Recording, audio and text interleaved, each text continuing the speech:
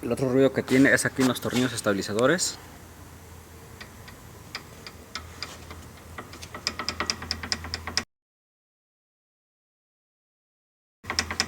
Como pueden ver aquí.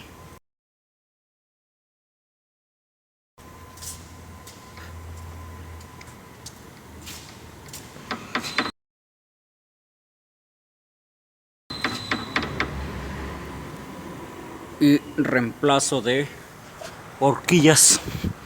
Como podemos ver aquí está todo roto el buje. Sí. Y aquí ya tiene juego también esta parte, es el buje chico de la horquilla.